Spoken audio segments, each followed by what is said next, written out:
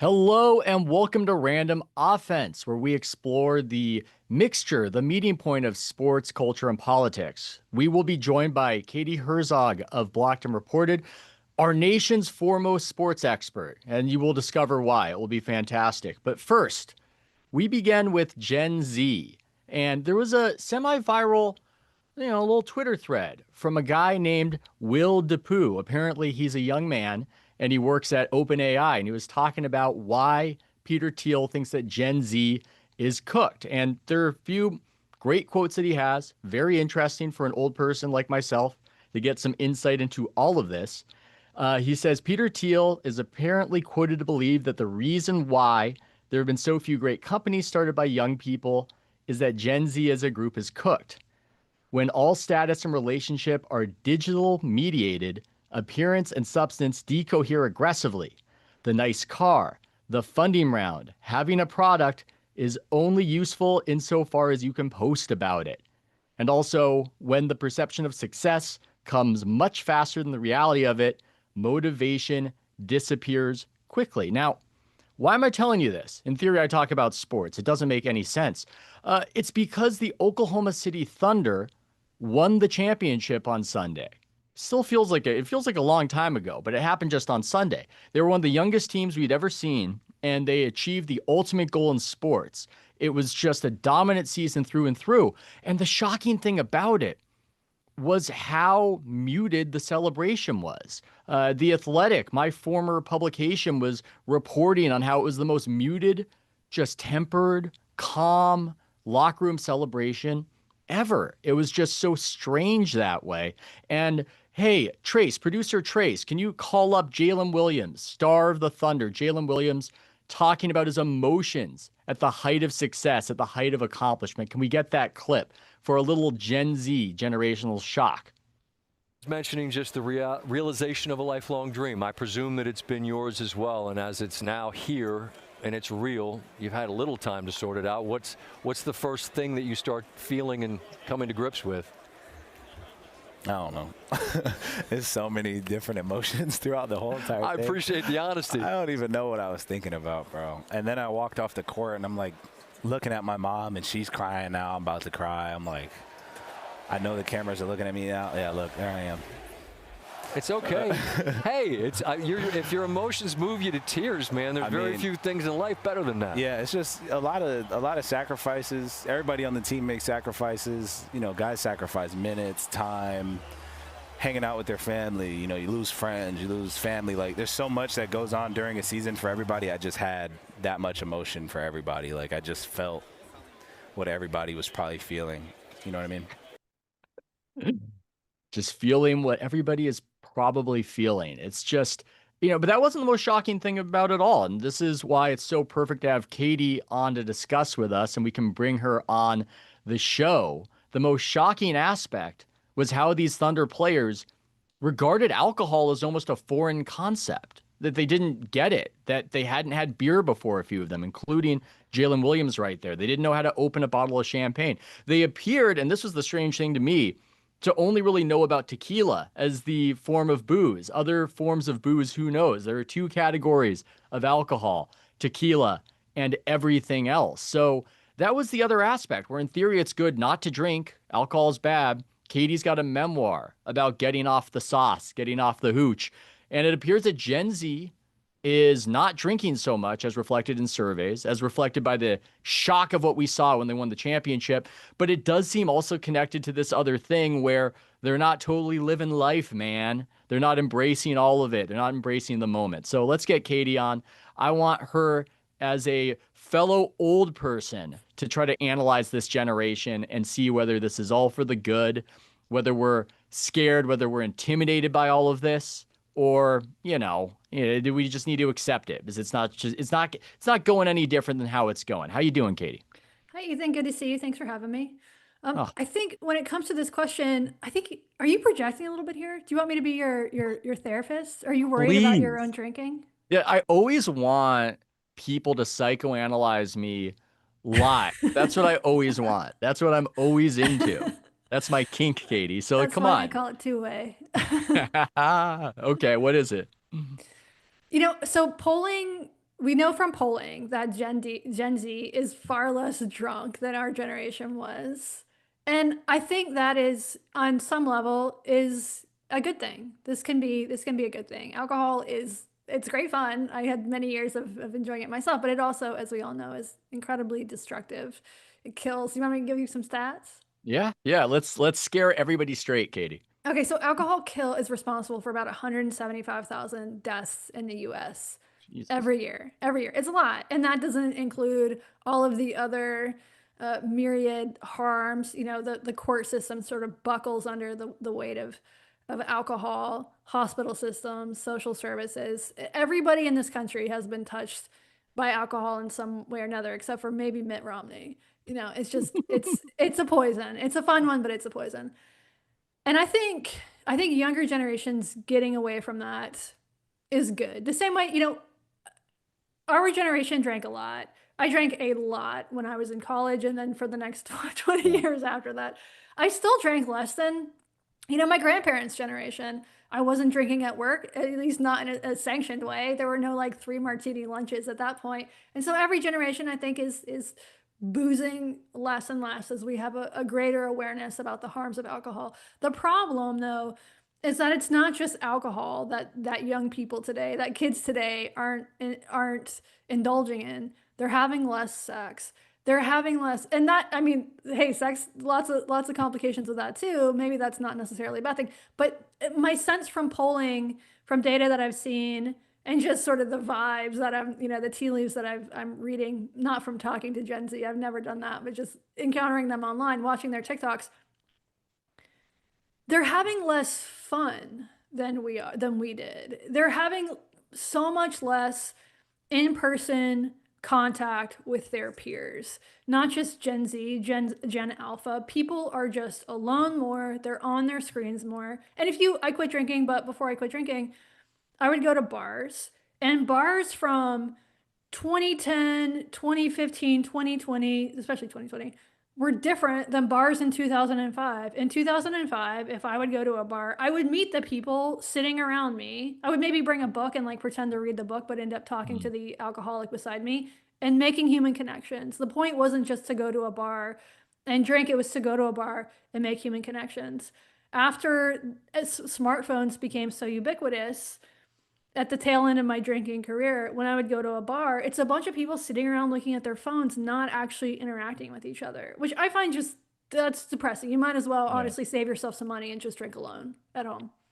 Yeah, it's interesting. And in a way, once you start adding up all the harms from alcohol, it really doesn't seem worth it. And it's funny to look at this from this perspective as older people of Gen Z not getting it. But really, what it might be is that alcohol is so powerfully bad that you must be inculcated into a culture of doing it for it to make sense. Mm-hmm. And that was certainly true for myself in college. And it's just crazy looking back. There's the freshman 15. A lot of that extra weight that you put on, that's the booze. That certainly Mm-hmm. happened to me. And I look back and I think, man, that's just crazy. That's crazy. Yeah. That was just part of the experience, that it's that visibly unhealthy. So in a way, I salute the younger generation. And even if it wasn't the greatest celebration, and I've got nostalgia for watching these players have this insane catharsis that I've seen as a journalist in the locker room where they're just spraying champagne everywhere and just getting totally drunk. I do think that in a way it might be a good thing, but it's born out of some things that we don't like and some things that aren't so good, which is this extreme risk aversion, Mm-hmm. this kind of hermetic attitude, this idea that you can be a bit of an indoor cat, even as an Right. athlete, perhaps. Well, and I mean, there are phones everywhere. So I think there's an understandable fear of public exuberance, Mm, because anything that you do, especially when you're an athlete, especially when you're a public figure, that can be taped and uploaded. And so people have this self-consciousness that you wouldn't have if everybody wasn't walking around with a camera studio. Everybody's a paparazzi right now. Yeah. I mean, you saw that with Jalen Williams. He was talking, it almost seemed like he had taken mushrooms and he was at the Versailles Hall of Yeah. Mirrors. I Just wondered going, about that. Is this also, yeah, or is the whole, and maybe this is an Oklahoma thing. I don't know, obviously, anything about the sports, about these sports or that team. But is Oklahoma a very like weedy state? Is no, everybody just taking edibles? No. no, definitely not. There was a bar called the Pink Parrot that was the main Thunder Fan bar. It was run by a former amateur porn star. It was about 6'8", named Big Rich, who ran the Pink Parrot. And it was going strong until there was a stabbing there and they shut it down. So Oh, that's a too bad. little bit of local Oklahoma Yeah. City culture, very different culture. They Well, do prayer yeah. before the games. They do Oh, interesting. yeah, before That's the like my national anthem. in-laws before dinner, Yeah. including in public. I do wonder. Like, I assume that did the Eagles actually win the Super Bowl, or did they just play in it? They did win the Super Okay, Bowl. Those Eagles did. so my assumption is that Philadelphia was not a teetotaling celebration after The this. players, yeah, there's a cultural difference. This isn't completely generational because the hockey, the Panthers, those guys, those kids, those whippersnappers were doing the breaststroke and the booze. So yeah, I think it's still going to go on. I should say something because I forgot to mention, you listening to us, people, you can ask questions. Now, we would prefer that the questions stay on topic, but I honestly have no way to punish you if Mhm. it's off topic. So that's a good thing to aim for, but I've got no deterrence capability. So if you want to ask questions, we can call you up to the stage and you can get in on whatever we're yapping about. But yeah, you're right. There are cultural differences between the sports. Some of these sports, they're still going to go hard, they're still going to drink. But I think you made a great point that you're more inclined to drink perhaps when you think you're not going to be observed. Because I have memories of some of the players who really party, and some TMZ reporter catches James Harden in his car and he's slurring and rambling. The guy And who does the car karaoke? James Harden, wait, no, it's James Corden. James Oh, Corden, unlike his James cousin. Harden, when one of the NBA superstars starts getting fat, people use the James Corden picture because he bears a resemblance at his most hefty.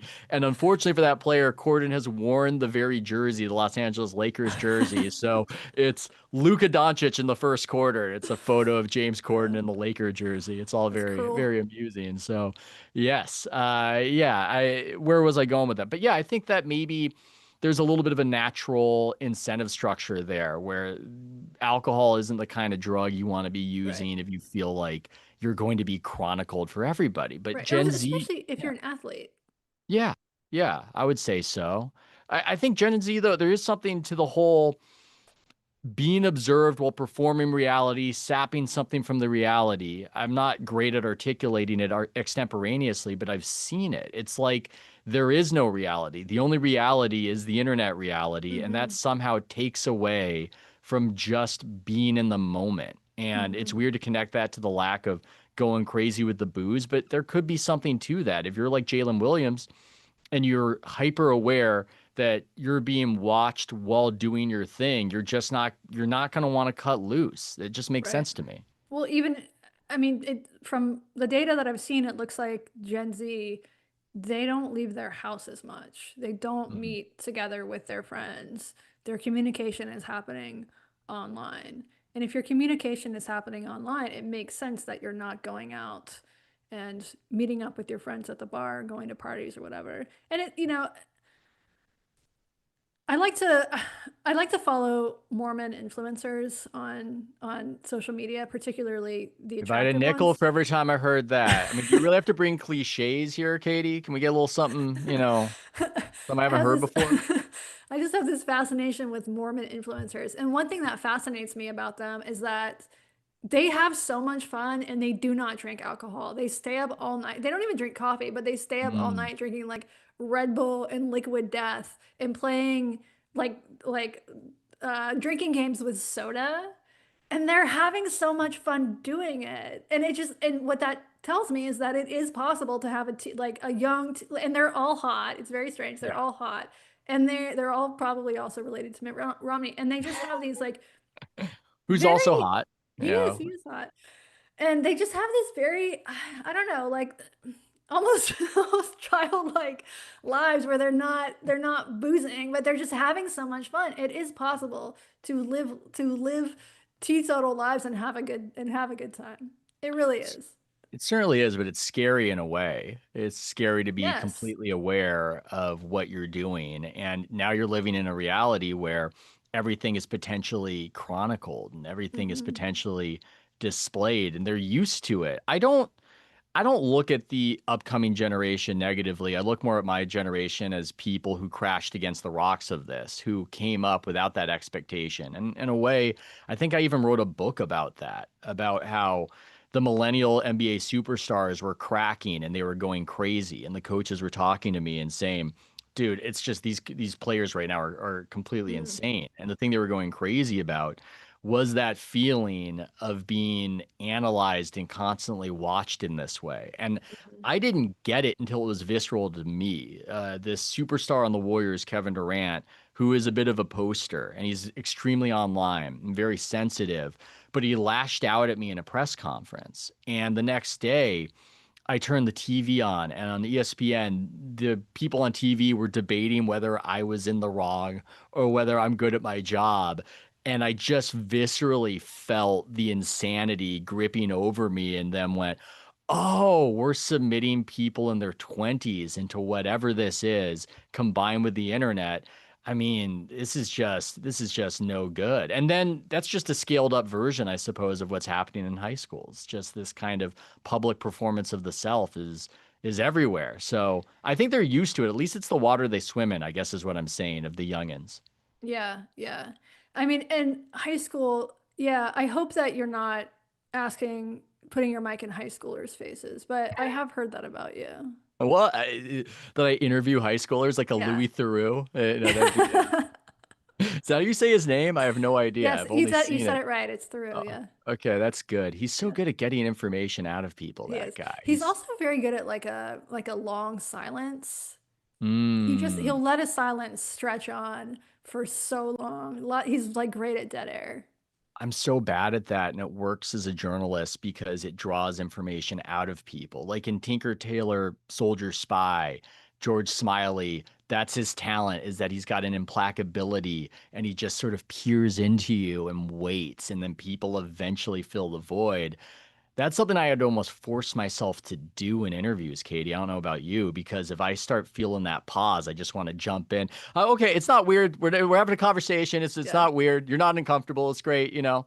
Yeah. And yeah, I don't know what jag I've gotten on there, and I've totally gotten thrown off track there, but it's okay. Let's switch to a topic that you're curious about. You know, we've established that you're the foremost sports authority, but you still have questions. You still have questions for me about what's going on. Yeah. And this one's weird because you're a lesbian, I have stereotyped you as knowing everything about the WNBA, and yet Hmm. you asked me a question about what's happening, which is Yeah. confusing, Katie. You should be telling me what's going on, not the other way around. That's true. A- That's And true. yet you wanted to know why Caitlin Clark, who is now injured, perhaps not Really? coincidentally. Did She's she not get playing tonight. did she get did one of her I was gonna say bandmates, did one of her teammates trip her? What did someone She got someone attack mugged. Caitlin? She got mugged in front of everybody. I think this injury you couldn't blame on anybody, but you could get creative. And it's odd that online dynamics are very strange because elements of the online right have rallied to her cause, even though she has done nothing. She has thrown them nothing Well, she did to do something.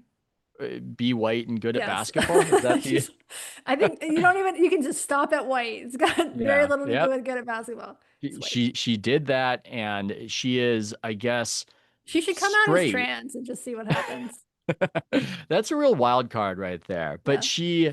yes, she is straight presenting, I would say, because I don't I, claim to you know what's know, going on. I would not call her straight presenting. I think she's got a case of gay face, I'm but so she does have a boyfriend. I don't want to out my wife as perhaps having said something similar when just Yeah. riffing and just shooting from the hip. Yeah. But that's the official Yeah. Wikipedia narrative that we can go with. It's But also but like there's a really thin line between like Midwestern face and gay face. So it might just be that. interesting. Hmm. Midwestern face. Have I Corn gotten fed. My bigotry has not gotten granular enough because I should have that. I have it in other exotic ways. Do you ever see that Soviet Union police primer on the different ethnicities to recognize within the Soviet Union? They've got all No. the faces. It's like the same guy but different face. So you've got the Lithuanianized face, and then you've got the Jewish face. Maybe somebody can present it. Maybe somebody can find it. But I love that that bit of art. I want to get it for my Yeah. house. But where was I? Oh, you were asking why is she getting beaten up? Okay. And perhaps beaten up to the point where she's injured, and even though they've booked out American Airlines Arena, now there's no Caitlin Clark, so it might look like a completely comic scene of this giant cavernous arena with nobody there. Uh, I'm told it's jealousy. I'm told it's jealousy.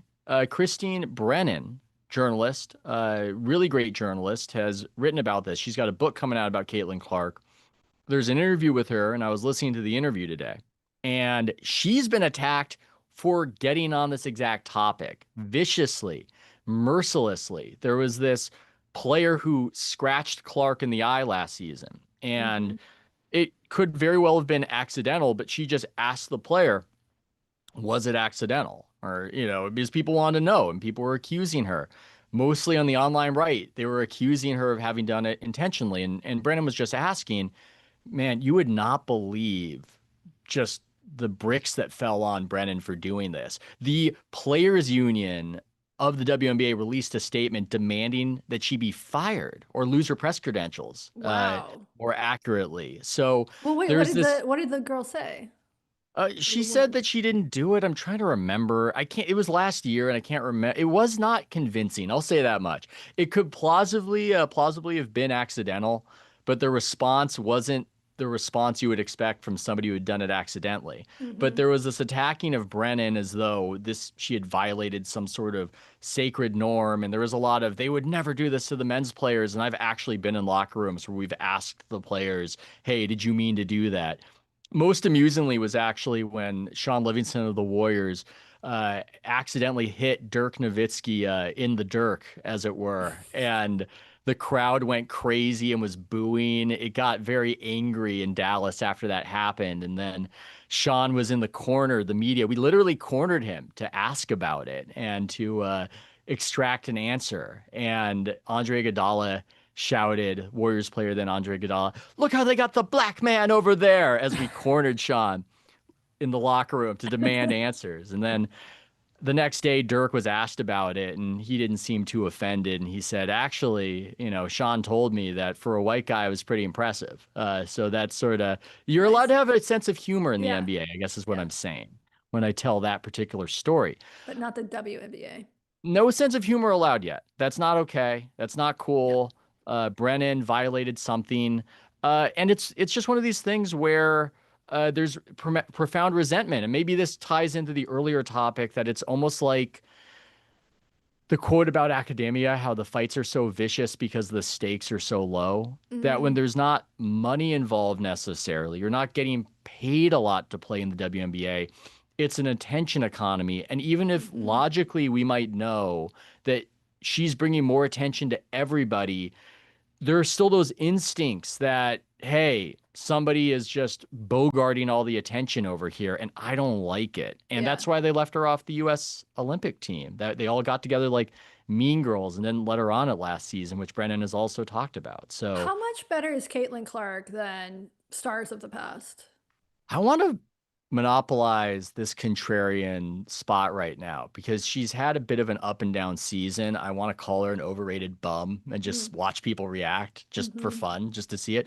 It's less about better, it's more stylistic. It's Mm-hmm. more the way she plays is reminiscent of a Steph Curry when you've never seen that sort of thing versus who's the best. There's Okay. a player, Nafisa Collier, who's been the best player this season, and nobody really cares or talks about Never heard her. of her. Yeah. Yeah. Well, she's also, I mean, you can have your conspiracy theories there. She's got a white husband and a kid, Katie. So, we Mm-hmm. can psychoanalyze how they're not really uplifting Collier. So, Right. yeah, I Well, I mean, think, yeah. do you think race is a part of I do think that race is a part of the online rights defense of Caitlin Clark. Yeah.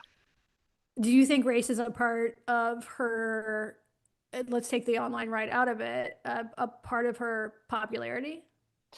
I'd say so, but it's always confounded by everybody's reacting to the reaction of everything. And it's almost less so that a bunch of white people go, "Oh, a white, that's amazing. I'm into this." And more that they see that there are all these people who are angry at her and are Uh-huh. being unfair to her. And then it kind of builds the attention and there's this cultural heat from it all. So I Right. cannot disaggregate her Right. being white from whatever's happening. And the thing that people might not understand too, if they've never watched the WNBA, and that cohort is actually fairly sizable, is that it's not unusual for there to be a white star. So to Okay. attribute the success purely to that, as other people are doing, makes no sense because there have Hmm. been a bunch of white WNBA stars. So it's this moment. There's an unspoken aspect to it too, which is that Barstool's Dave Portnoy really got behind the Caitlin Clark phenomenon early on. So there's this aspect of resentment towards her fans because there are a bunch of these deplorables, these frat boys, these MAGA people who have Yeah. made it unsafe, and we don't want them involved and in here and in the tent. It's all just creating all this heat, except now she's hurt. So I don't know. Maybe people won't care about the WNBA anymore. So Do we know anything actually, about her politics? she liked a post, I think, by Taylor Swift endorsing Kamala Harris. Okay. She has done somebody called it a basketball land acknowledgement of talking about her privilege and the black women who have built the WNBA. And so Yeah. she has hit certain progressive notes, but has mostly stayed out of politics. And there's all this pressure for her to speak more and more. And there's been this resentment towards her that she's not using her platform. And the WNBA, Katie, is in this place I like to call Earth 2, Mm. where Kamala won. We care about all the things we cared about in 2020. And those Hmm. are the internal pressures on her. So she has not been overt, but she's certainly not given the right anything to love. And frankly, if I am to just counsel the online right here, and I'll speak to one of them as though they're all of them. Who would that person be, by the way? Would it be Charlie Kirk? Who would it be who I'm talking to right now? Yeah, I think he's a big women's basketball fan. He posts about Caitlin Clark. Of course. So Of course. I would pull them aside and go, this looks pathetic, man. You look Yeah. like a bunch of simps. She's not even out here supporting you. You don't need to Yeah. get involved in all of this. You don't need to chase engagement in this way. You They need know, someone like Leah Thomas. Like that too. the right needs their own Leah. Yes. In what sense? In what sense specifically do you mean that? They need someone with bigger shoulders. Yeah, I think I just think maybe they should wait for somebody to actually Right. reflect their politics. And that would be I'm, fascinating if Caitlin Clark did. That would be so good for yeah. content I'm for me. sure I'm sure there's a what's his name? What's my favorite basketball player's name? Myers. I'm sure there's a Myers Leonard You're of talking the about WNBA. I don't think he's an anti-Semite. No, I he's think just dumb. yeah, he's just dumb. Yeah. He said kike while playing a video game. I don't even think Yeah. he knows what it is. It's No. just a, Now he does. well, now he does. Yeah. And they took his career from him. So no, I think his career petered out because it petered out. I felt bad though, Yeah. as a Well, kike. he's remaking himself as a country music star. How do you know stuff like this? I don't know stuff like that. Is he He- really doing that? yeah. He's also one of my Instagram favorites. Yeah. Well, here's a take. I don't think that we should hold anything 7-footers say about race against them because they are post-racial. Yes. 7-footers have no race. You might be saying, what do you mean by that, Ethan? Right. It is the most apparent characteristic they have, and it transcends. And so that's the thing about them. It's not, oh my God, look, a black guy. It's that person 7 feet tall. And so Right. I think they should get a little bit of immunity there when it comes Well, to racial issues. I think anything because the amount of time it takes from the blood to get from your feet to your brain. I mean, we should do some IQ testing on 7-footers. They probably have a like actual cognitive disability because they're so tall. I can't wait for that exact part to get Would aggregated. would you guys like to take a question? Oh, okay. Yeah, yeah. Oh, yeah. There are people here. Oh, shit. I forgot about it. We were talking about IQ tests of 7 foot. Yeah, question. Who wants to ask a question? It better be on topic, that specific topic, or we don't like it. That's the topic we want to discuss. Christopher, is it Ezel? Is that how I pronounce it, Christopher? It's Ezel. Ah, damn it. Well, that makes a lot of sense, sir. What question do you have for us? Well, it's actually hitting on the exact topic you were just talking about. Uh-oh. All right. No, you were talking about 7-footers and then how they're a different type of person, right? And Yeah. all right. So imagine if you're extremely tall, you stick out in every place in the world, right? Everything you've done, both as things you're aspiring to do and otherwise, has essentially been on videos that you're 10 years old. Mm. If that's the case, does it really shock you that some of these Gen Z NBA players aren't really drinking heavily because they stick out everywhere? It's a good point. And everything they've ever done has been on video, and I'm sure they're getting media training about it. So, and then my other question is, Ethan, you talked about the somebody call it, saying she made a land acknowledgement. To quote Aaliyah, "Are you that somebody that said she made the land acknowledgement?" I did not Thank you. say that. Actually, I know who said it. Ben Shapiro said it, and a bunch of my NBA friends were sharing it in private. People who would never publicly want to be close to anything Ben Shapiro had said were in the back channel saying, well, that's kind of funny. That's pretty funny. That's amusing. In the NBA, a lot of people roll their eyes at the WNBA. Hate to tell secrets, but that's the case. Now, to what you're saying, yes, I think we finally have an answer as to why 7-foot tall Thunder big man Chet Holmgren in the celebration referred to Michelob as Michelob. He got that Michelob. For you don't know this, Katie, but he is white and he talks with a black accent. That's the other amusing thing, and also more evidence that they are transracial. Yeah. The 7-footers. Well, I'm glad to hear that a NBA player can read. Well, that's just one of these things where are the young people wrong, or are we just used to doing it the wrong way? It looks like Michelob. It That's what it does. looks like. It I does. don't know why it's Michelob. Okay. Well, thank And you he's so from much. he's from Yeah. Minnesota. Anti-Irish slur. No, he's Yeah, he's from from Minnesota. Minnesota too. They drink heavy and they drink beer in Minnesota. It makes it even crazier that he's never heard how it's pronounced. Well, dude, before we bounce you out of here, I really can't get over how a lot of them, when they hated the taste of their first beer, were asking for tequila. A couple of them were doing that. It was so strange. And the explanation I got is tequila's referenced a lot in rap, so they know that that's a brand. And it really did seem like they were only aware of tequila, like the way a Xerox is the way you make a copy back in the day, to date myself. It was so strange for a guy just to watch somebody take a little sip of an inoffensive beer and make a face and go, what about tequila? Can we get tequila instead? Just not even knowing that that's going to go crazier. I'm tickled by it. I find it endearing, the young people. Michelob is pretty gross. Yeah, I would say so. It's not Miller High Life, the champagne of beers or whatever. But anyway, great questions, Christopher. Appreciate it. I'm gonna transition us to the Quinnipiac poll that just came out.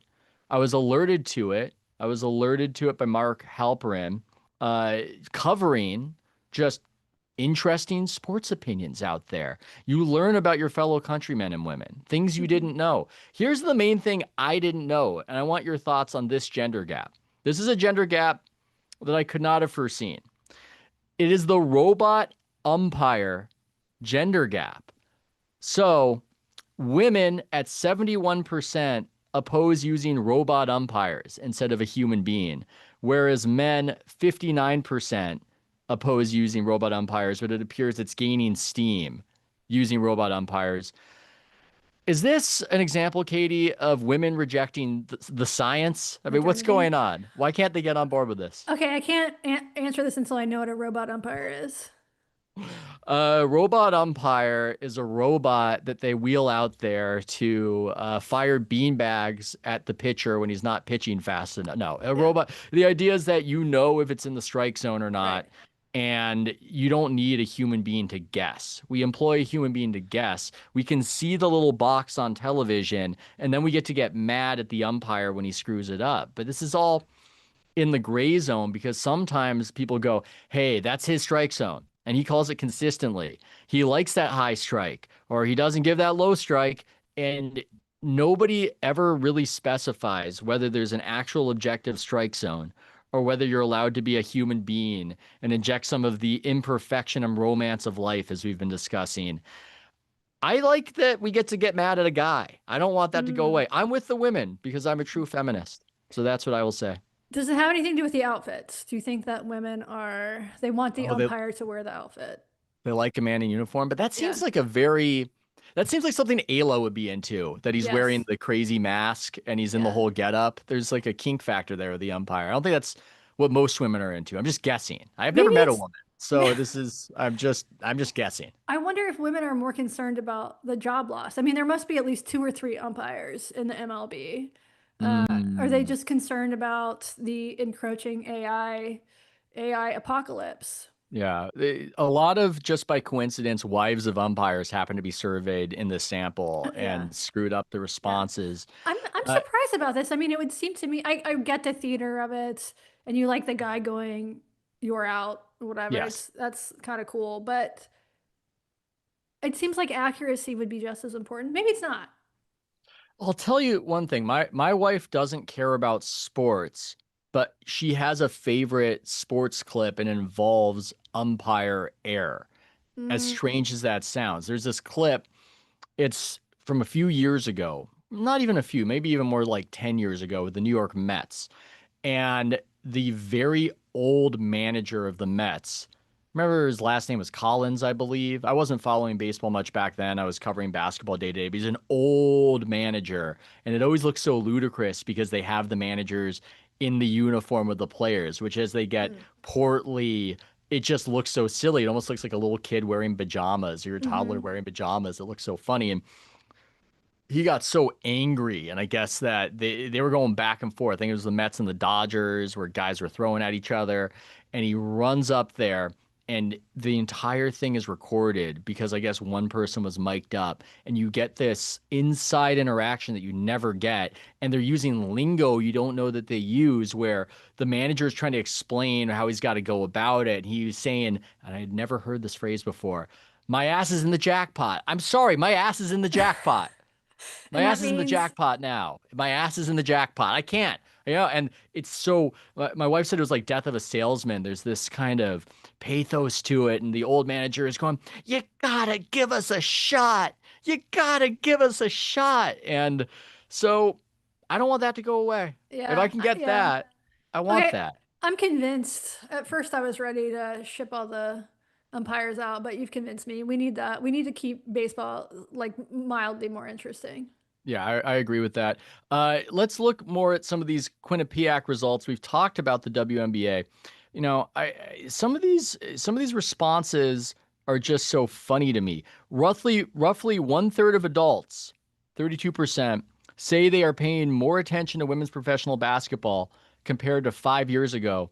Well, 52% say they are paying the same amount, and about 10% say they're paying less attention. These hipsters, do you believe them? I don't believe them. Who are these people who are watching Hmm. more WNBA basketball 5 years ago than now? It just seems unlikely. I mean, do you Uh, believe any of these people? Do you think that this is one of these things like how people said The Economist was the best read magazine nobody reads because right. people in the past wanted to make it? Did they think that it's a feminist thing, or do you really think that Hmm. Caitlin Clark has ginned up that much interest?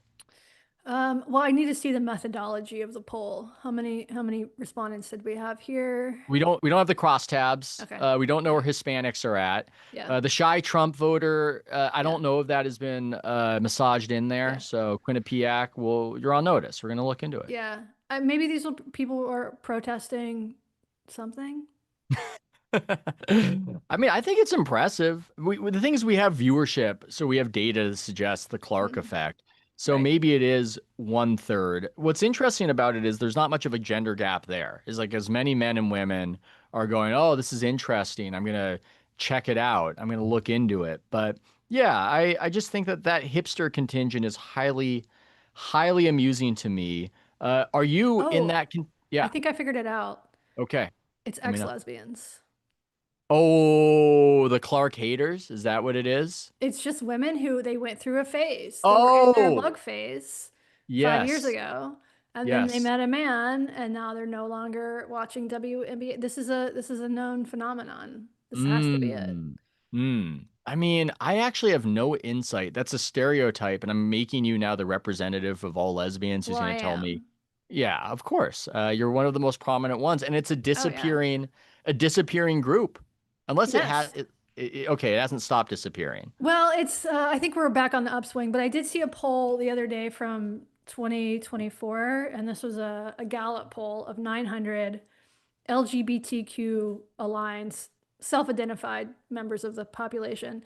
And this poll found that of the 900 people that they surveyed, 21% were gay, called themselves gay, or 56% called themselves bisexual, Hmm. 21% said they were gay, 15% said they were lesbians, and 14% said they were trans. So there are almost as many trans people in this poll as lesbians. I wonder if that's going to They're all on the Penn reverse. swim team. Yes, I think it'll They're reverse. all on the Penn swim Yeah. team.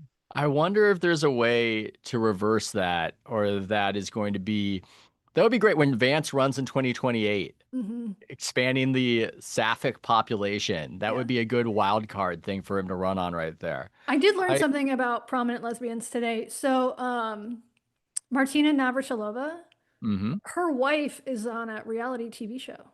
I had no idea. Yeah, I she's didn't know. married and her wife is on a fucking reality TV show. So Martina Navratilova is on like Housewives of Miami. I love it. Do we know who this person is? Somebody can figure it out and say it in the I chat don't know her if name. we, I don't She know either. apparently, according to my wife, she owns a farm and she's unhappy with her life. A little empty nest syndrome. How, how does your wife know that about that woman? She's gonna kill me for admitting this publicly, but she watches reality TV. Okay. She has Well, that's like okay. she has a there's a lot of good things about her, but she does watch reality TV. So many people do. Okay. As long as we are just stereotyping you and getting your opinions on various gay matters, what do you make of Pride Month in sports? I Mm, am going to admit something. I feel like a lot of it continues because people don't want to be the weird person to speak out against it. yeah. Personally, it's like I'm not offended and angry that when I go to the New York Mets social media accounts right now and their Twitter, the Mets logo is all the gay trans flag.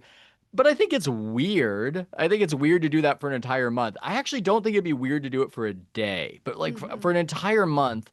And I think it's weird because the baseball players themselves aren't really about it. So there's just something inherently strange to me about everything about the Mets as you look at them right now. You're supposed to think about gay and trans, even though the players really don't seem to endorse that lifestyle, as it were. And we're doing this for an entire month. It just seems like nobody in the boardroom raises their hand to say maybe we should cool it, because then I don't know, you're regarded as somebody who's Right. really fired up about it in this negative way, as opposed to going, it's kind of, it's a little much. It's a little Yeah, much.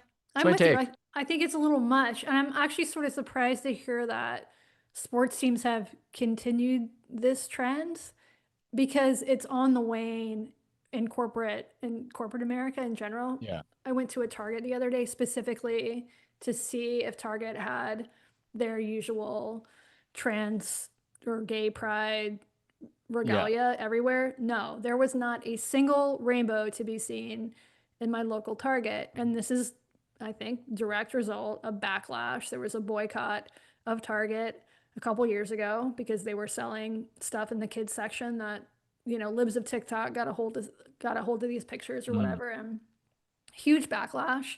And so they are no longer celebrating Pride. And I'm actually kind of surprised that this hasn't happened in more places because it's kind of on the way, the Mm. right is ascendant culturally and politically, and corporations just go Well, where the that's wind why I blows. had you on as Yes, the most prominent right-wing yes, commentator. I had to get yeah, with the wave, but continue. yeah, Yes.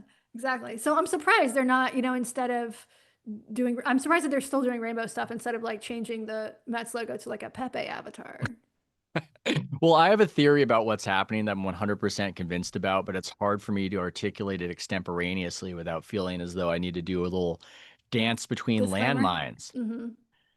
So, okay, here is my theory. I've put it into perhaps more articulate words when I analyzed the NHL and why they were so in on this stuff about a year or two ago.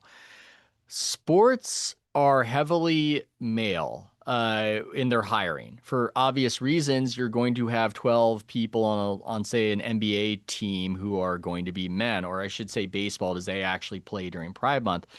And so many of the people you hire are going to be male, and you need to even it out because you don't want to get Mm-hmm. sued for some sort of imbalance. So where do they put the women they hire? Marketing, They put them in marketing and they have them HR. run the social media. Yeah. And you got to give them credit in a way. I think many of the people they've hired are crazy to me and they just, they do current thing, kind of mimetic, hop on board stuff, but they're also, I think, often willing to risk getting fired or reprimanded because the cause is so important. Mm-hmm. And so there's this element of these teams just ceding this territory to a 23-year-old woman that they've hired to become the voice of the New York Mets or Yeah. whatever. And then once they are on the side of social justice, I think there's a lot of hesitancy to step in and actually send that email Right. and become a news story because Right. you had an issue with what she was posting. So I think it's an example of younger people kind of grabbing the mantle and broadcasting what they want to broadcast.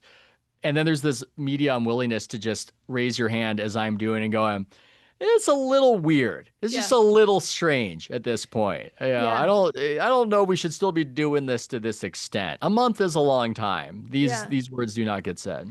I think your theory seems absolutely reasonable to me. And of course, young women, like everyone else, I mean, are their own attitudes about social issues shift as well. Catholicism is in, trad wives Tradcath. are in, trad. Yeah. Maybe that's the next thing. Yeah, I think Tradcath, that would be a good spin on it. I think actually that's a good example of why, because I think a lot of our friends in our social milieu wonder, why would anybody have an issue with this? Why do you have an issue with this? Why are you filling your diaper or whatever they say on Blue Sky when they're not threatening to kill Jesse? Uh-huh. And you could make it clear to them if you gave them a hypothetical for some sort of cause that they didn't hate, but maybe weren't completely into, Mhm. and they would regard that as weird if Christianity became the thing outside of, I guess, Christmas. Right. People would say Christmas, but just, Christianity or Lent, I think people would go, yeah, it's a little bit strange. And I should say, when I give my theory, I speak from some experience. I'm not just kind of hypothesizing. I've known some of the people who have run these accounts and seen what's posted. So, yeah, it gets a little Earth 2 there on that aspect of the sports megaphone. Yeah. And, Yeah. it continues, even if, ironically, these parts of life that are less male and maybe less conservative phase it out. Yeah. I'm going to try to articulate why this shit annoys me. Mm, Because of course, I'm not opposed to gay rights at all. I'm a homosexual. I'm like a 7 on the Kinsey scale. mm. I'm married to a woman, big fan. But this sort of shit does annoy me. And when I was younger, I probably would have said that it annoyed me because of the corporatization of Pride. The first Pride was a riot. Now it's a mall. But that's not really why. I think the thing that annoys me about it is that it feels very top down, very inorganic, and therefore Yeah. inauthentic. And I think that, there's been this attempt to diversify pretty much everything in American life, at least maybe not, I don't know, maybe not even like a Trump rally, yes, to like diversify everything in American life. And it does, and it all feels very forced. It doesn't feel like it accounts for the very real preferences that people have, particularly jocks and sports Yeah. fans in this case. What was it, the Dodgers a couple years ago who had some in their pride celebrations, they Yeah, had the some like sisters of very the the sisters Sisters of the of something something. mercy. Yeah. Yeah, Like they were freaking out the yeah. squares, and then the Yeah. star pitcher Clayton Kershaw, who had some sort of biblical verse. I'm going to sound like Jane Goodall analyzing a chimp when I go some liturgical thing that Yeah. meant something to Yeah. him that was on Right. his face or hat Right. was there, I think, as a little silent protest for their Pride Night this year. But yeah, that Right. became this whole explosion out here. Yeah. And when I think, I mean, I'm going to stereotype here, but when I think of who is probably a typical Dodgers fan, we're probably talking about a lower likelihood of there being like queer, trans. I'm sure there's a few, but like queer, trans radicals than like Hispanic families. Yeah. Yeah. And so to do something that is going to offend the core audience, it seems short-sighted. And to do it for no good reason other than to sort of virtue signal that you are on Yeah. the cause of justice. Yeah, this idea that the future will validate you, and so you're getting ahead of it, which I think people then make strategic and moral errors under that assumption, more so on the left than the right, that the future is all headed in one particular direction. The thing I don't like about it is the compulsory aspect of it and Yes. how it has that feeling, that flavor of dressing your dog up in a Christmas outfit that your dog doesn't want to wear, that Yeah. you're making these guys mascots for something they never agreed to, and then putting them in the news and holding them up as bigots if they've got some sort of objection to Right. it, and Right. not really asking, well, if they're not into it, then why are we doing this? Why are we Mm-hmm. making them a mascot for something that they're not willing mascots for? Mm-hmm. What's going on with this? It just seems like it's part of this activist impulse to try to make this part of public life that's neutral read as their thing, and Right. therefore it's normalized, and then they've won. But if you're doing that and you're not actually getting the consent of the people involved, then I just, at some level, that's what bothers me. Apart from my searing rage-filled homophobia, I mean, that's Yeah. the other thing. That's There the is the that. other aspect that Yeah. I have an issue with there. So Yeah. it's the That's obvious. combination, Yeah. combination of things. I can't help it. I'm just a very manly man, as everybody Yeah. says, and Well, traditional. as your therapist, I can help you work through that. I appreciate that. This is actually next to a therapist's office where I do this Hmm. from. You just read into that. Speaking of analyzing men and masculinity, I don't know if you saw this. If you didn't, I have a funny quote from it, Katie. Did you see this New York Times article titled "Why?" Oh, this is so professional. I need to show you this before I get to this topic. I can't not show you this. To just because the pride is ending and sports pride is ending, I want to Trace, do you have this clip for us right here? Do you have this clip of baseball pride gone wrong? I want this. Can we pull that up to the stage and play this for everybody? Get fired? He didn't. And that's one of the reasons why I'm laughing. Yeah. I love that he did not. I believe he apologized. It was announced that Chip Carey was the guy who did that. It was announced that no punishment would come from it. And a few years ago, the Oakland A's announcer did get fired for a slip up when trying to say, and I'm going to try to not slip up, referring to the Negro Leagues Museum. Oh, God, thank God Uh-oh. that went okay. Yeah. Oh, thank God. Oh, you just got to stick that particular Yeah. landing right there. He did So, not stick that landing. He was talking quickly. I'd met him before. He seemed like a nice guy. I thought he was a good announcer, and he ended up getting fired, which to me was just mimetic hysteria. And there were people arguing against me and saying I had a mask off moment when I yeah. spoke out against the firing, which of course was true. They understand I am hiding, Yeah. just this pulsating racism. And I thought it was good that he said it the way he said it. They read that, but I didn't represent that. But anyway, yeah, that's why I can laugh at that. I can laugh at that because the guy didn't get fired, but it was pretty funny. So anyway, That's good. it was He'll good. be AI now too soon. The AI, the robot But announcer. yeah, Is that what we're going for it right is. there? And then robot podcaster after that. Problem is, if the robot announcer does that, we can't question it. I mean, True. that's a choice, and who are we to say it's the wrong choice Yeah. right there? Yes. Okay. So back to what I was saying. There was a lot of hand wringing in the pages of the New York Times about men such as myself not reading novels. Mhm. Why did the novel reading man disappear? The article was titled. Now, did you read this? You probably saw people talking about it if you didn't read it. I did read it. Yeah. Yeah. It's pretty funny. I feel like I can answer that question very simply. Where Please. did the novel reading man go? He got an Xbox. He got a cell phone. Oh, I thought you were gonna say that he admitted to liking David Foster Wallace and then got absolutely Yeah, pilloried online. on Blue And Sky. he slinked away to his Xbox and his Yeah. porn and never was heard from again. Yeah, it's just funny. Somebody was saying that it's weird how they say men are so culturally dominant and then speak about them in the way I was talking about Clayton Kershaw's religiosity with no theory of mind, which if they were so culturally dominant, had been so culturally dominant, maybe we'd know. Oliver Traldi said, I'm told that the male experience has dominated the whole history of literary and artistic output, and yet we might as well be aliens in much of contemporary culture. And Yeah. to support what he's saying, I do have a quote. It does tie into sports a bit. A quote from this article. Uh, as more American men fill their hours with the crude talk shows of the manosphere, in quotes, online gambling, and addictive multiplayer games, the humble novel, consumed alone, requiring thought and patience, can look like a panacea. Are you bullish on the humble novel replacing sports and Manosphere podcasts and online gambling and whatnot?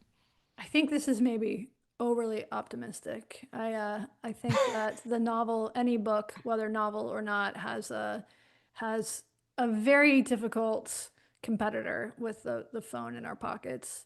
And Yeah. I think there actually is something sort of sad about the lack of reading. Do you read? Do you read novels or do you read for I pleasure? don't read. I think it's stupid. Yeah, it's It's gay. so it's totally gay, and that's not that that's not there's anything wrong with that, but it's Right. totally gay, and I hate it. You Not that you got there's to say anything that for wrong. another 3 days. I don't read fiction. I used Hmm. to read fiction. I read a lot of nonfiction, Hmm. Do you and read for pleasure or for work? both, which has screwed it up in a Uh-huh. way. And I mean, this is just getting way too into my process, but I keep reading for work to interview people when they write memoirs, such as the one that you've read, but I've yet to nail that particular kind of podcast. I'm Yeah. not good at having that conversation about somebody's book. I think part of it is because I've got this little teacher's pet urge to prove to them that I actually read it, which is Hmm. stupid. They should assume that I read it, Right. but I want to show them like, yeah, that part where you Right. said that, that was cool. That was cool right Book there. talks are Yeah. really hard. I try to Ugh. avoid doing book talks. It takes a particular type of person because you're the other thing that makes it hard is that you've got an audience that you can't assume has read the book. Novels, Mm. like I people pitch me on having them on who've written novels all the time, and I just won't Mm. do it because Yeah. also I don't like to analyze literature. That Well, is gay. well, it's also like, let's say you really you gave it a B plus. That's not good enough for a talk like True. that. True. If there were True. some choices artistically that, versus if it's information, I just love having information. And I just had somebody on who wrote about the young Turks of football coaching in 2012 who were on the dead named Washington Redskins Hmm. and took over the league. And I can just draw off the information. I can just do it like that. And I think that's part of why that's happened is that I'm tending to interview people who write nonfiction books. Right. But really, it's that depressing kind of optimizer's perspective where if I'm reading a nonfiction book, I at least know that I'm interested in the subject material. We're Hmm. done on that. We already have that. If it's a novel, then it's somebody's journey into who knows where. Right. And I don't have time for all that, Hmm. in my opinion. Maybe I should. And I hate admitting this, Katie. This is a very uncool thing to admit. In high school, I was the president of my school's Oof. literary club. Oof. Oof. Yeah, yeah. I didn't Sounds tell any like. of my friends this. I did Yeah. it, and even worse, At the I time, did. they didn't know. They didn't. I didn't tell them about it. I did it purely for It was a you girl. needed not even that. No, it was a little striver type of thing of I need to Hmm. be, in some sort of club. I like to read. Right. I'm going to be in the literary club, and then through seniority and maybe the novelty of being the only boy in it, I became the president of it, and that's how I ended up reading Patriarchy.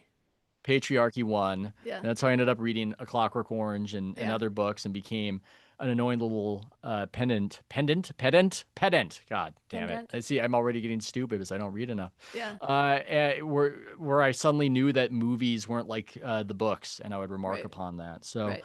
But yeah, now, I mean, no. new movies and TV, we have so many more options for entertainment now. Like I was talking the other day with my wife about how I was nostalgic about the time when we were kids and TV was all reruns. Do you remember that? You just like Yeah. I just didn't watch TV in the summer I because would you'd already run seen that episode of Full House. I would run home and see the majesty that was the Wayans Brothers sitcom.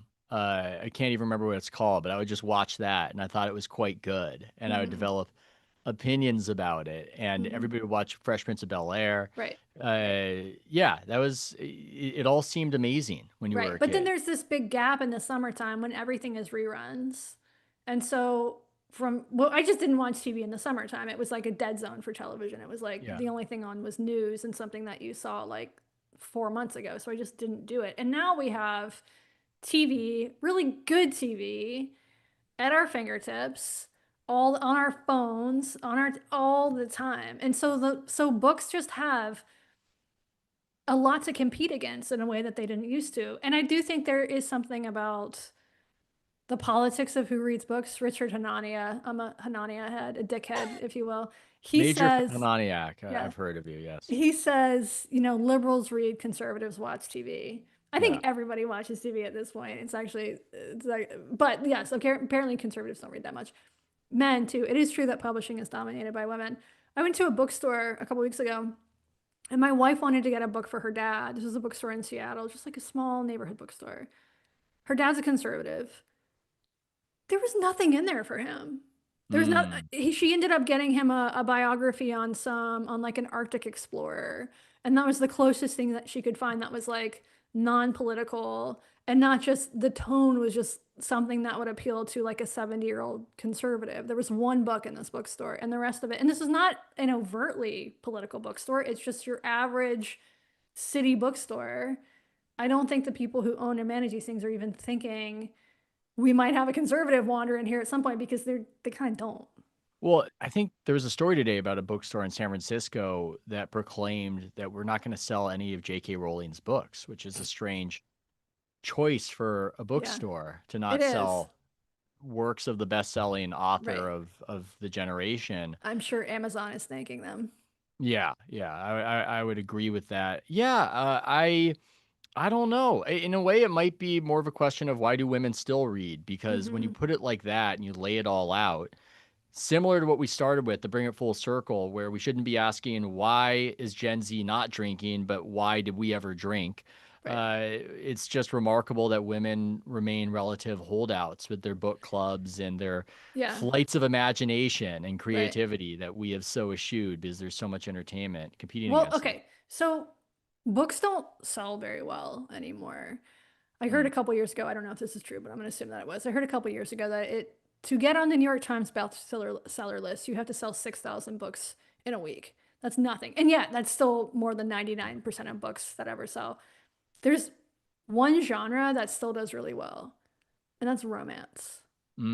So women are reading books, yes, but they're reading horny books. Yeah, they're reading book porn Yes. books. Yeah. Yes. Well, Men yeah, are this just more is visual, maybe. yeah, I would tend to agree that men are more visual. And yeah, I wanted to salute the ladies. I wanted to clean up my reputation. And but there you go. Now I can't. Now I'm Sorry. judgmental again. Now it's not really an advantage of them over us. And what are you gonna do? Katie, this has been fantastic. You've been fantastic. I have an idea of what you might want to plug for us before we wrap this up, because we're at the top of the hour. What should we be on the lookout for? My book, it's Oh, called yeah. Drink Your Way Sober, the science-based method to break free from alcohol. It is not a horny book, I promise you. Not horny. There's actually zero sex in it. That was probably an oversight on my part, but I thought, my parents might read this, so I'm just gonna pretend that sex doesn't exist. Yeah, let's get you to that 6,000 mark. Let's get you to Thank the you. bestseller, and Thanks, I will Ethan. endeavor to have you on and do my first successful book podcast. Great. I don't think any of them have been, I don't regret any of them, but I don't think any of them have necessarily hit that mark. Unlike this episode, this was fantastic. Thanks so much. Thanks to all of you. Until next week, Friday, 4 p.m. Eastern Time. See you, everybody.